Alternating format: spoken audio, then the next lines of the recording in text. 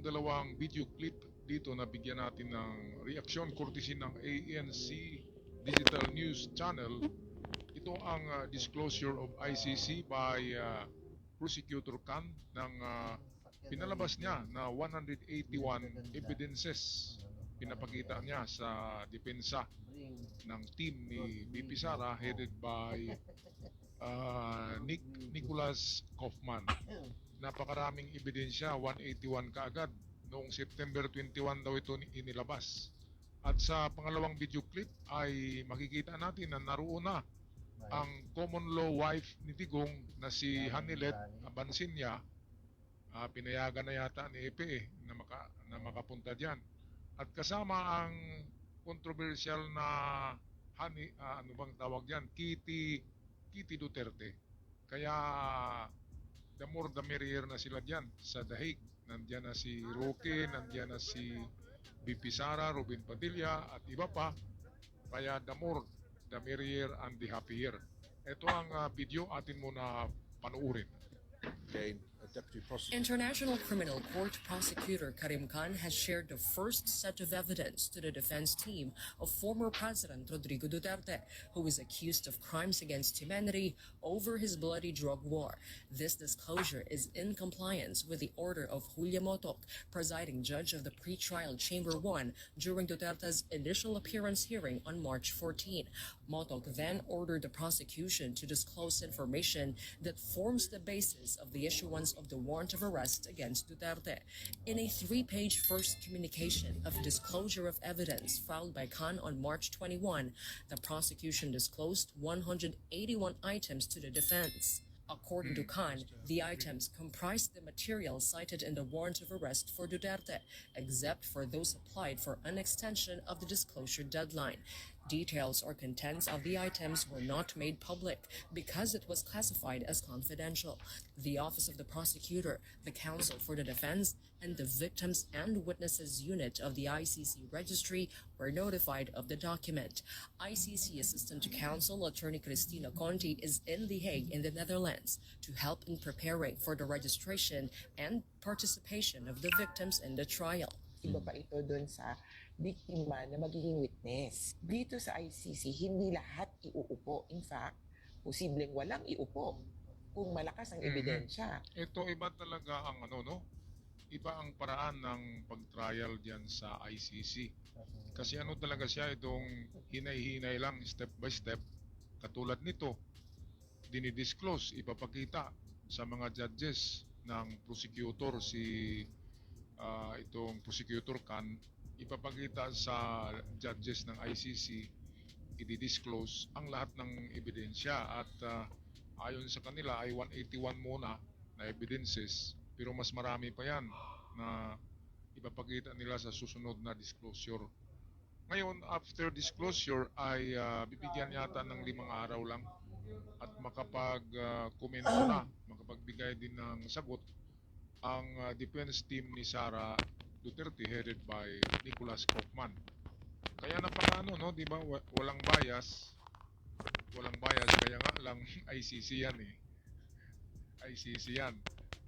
Lahat ng judges diyan ICC maliban kay Nicholas Kaufman. Pero maganda talaga ang trial, lalo na tong hindi pa uupuin ang mga witness kasi may mga trauma nga. Na-trauma na sila baka magkamali pa ng sagot. At ang maganda diyan ay meron palang pre-trial yung itong parang kino-cross-examine pala ang bawat witness isa-isa ng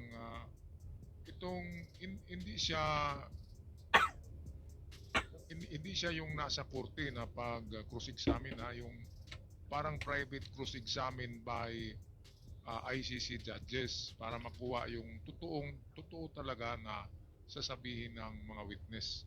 Kasi kung meron ng argumento kapag trial na ay medyo ma-block out ang utak, di ba? Ma-block out ang pag-iisip ng mga witness at magkamali sa pagsagot nito.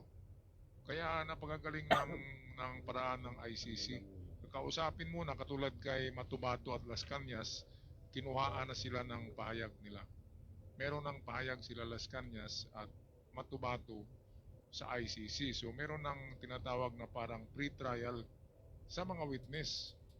At sabi ni Conte rito, assistant attorney ng ICC, na hindi pwedeng paupuin lahat ng witness dyan. Kasi matroma daw, at yan din ang paraan ng ICC. Okay na yung ini-interview na sila ng isa-isa at nakuna ng mga pahayag na naka-record. Kaya napakaganda ng ICC. Magaling ang kanilang paraan. Sana ganyan sa Pilipinas. Dito sa atin ay gulat-gulatan lang eh. At kapag malakas ang attorney mo, manalo ka, di ba?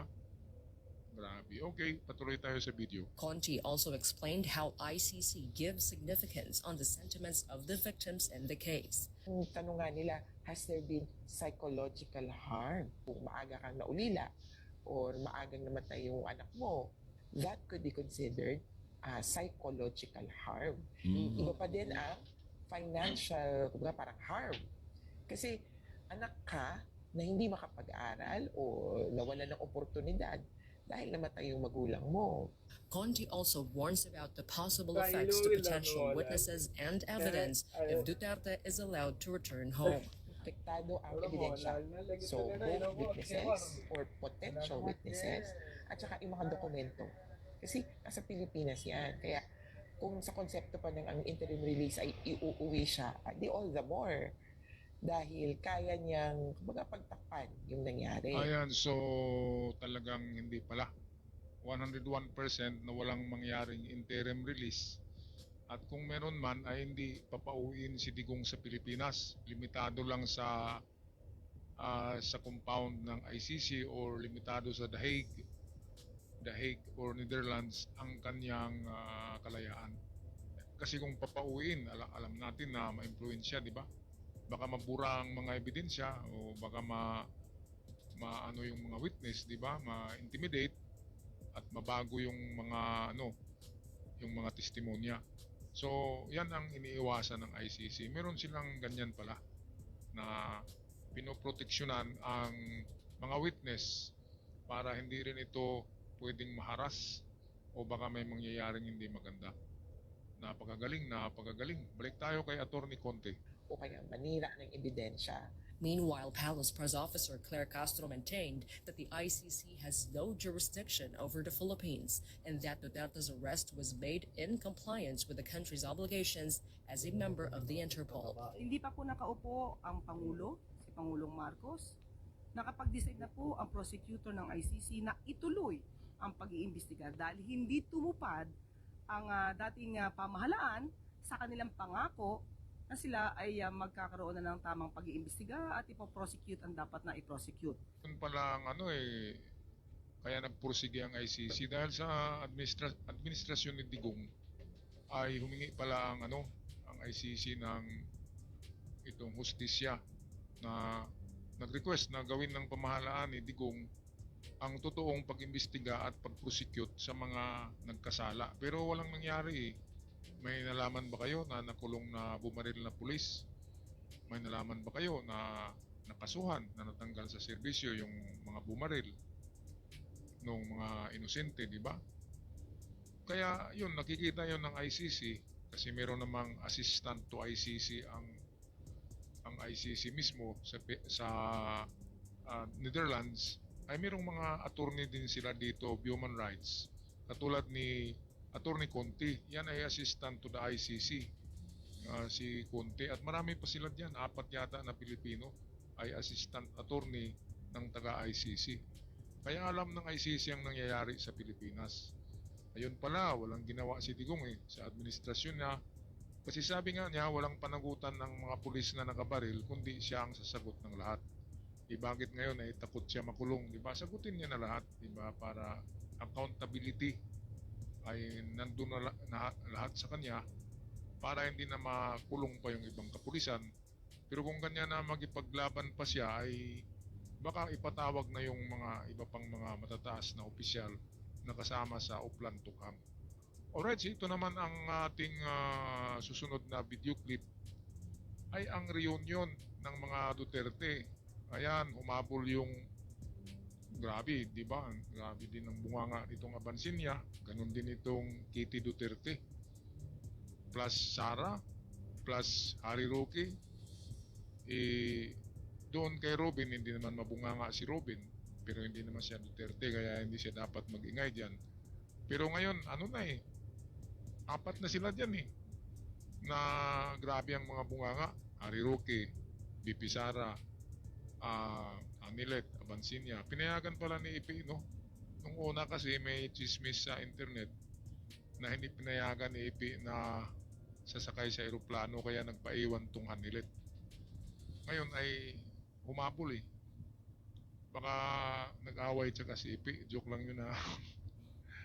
Itong si ano naman, anak ba ito ni Digong? Wala akong alam dyan eh, sa pamilya nila. Itong Kitty. Apo yata ito, apo. Anak. Maingay din ito, di ba? Anak yan, Maingay. idol. Yung Anilit, pinukpok yung policewoman ng cellphone, di ba? Bumukol yung ulo. Ito namang Kitty, kahit bata pa, ay Nanigaw. grabe na rin ang bunganga. Pasisigaw-sigaw. So ito, hinabol nila ang birthday ni Digong, pang 80 anyos na birthday. Nako. Ngayong 28 yata, kaya expected natin na mayroong magaganap na rally diyan sa Dahig, sa ICC, ngayong 28. Pero hinahinay lang sila diyan kasi nagmasid lang ang ICC at huwag silang magkamali na magsabi ng masama against judges and prosecutor of ICC. Ito, tapusin na natin ang video. Narito sila Kitty at Hanilet. Jessica Duterte, the daughter of former President Duterte, and his common law partner Hanilet Abansenia have arrived in The Hague to visit him at the detention center. All the Filipino communities around Europe, around the world, maraming salamat sa suporta from me and my family. Maraming salamat po. We are grateful for you.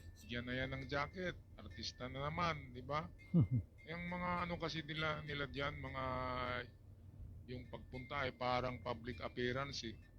Parang fashion show na rin. Pero kung makaasta, balikan nga natin ito.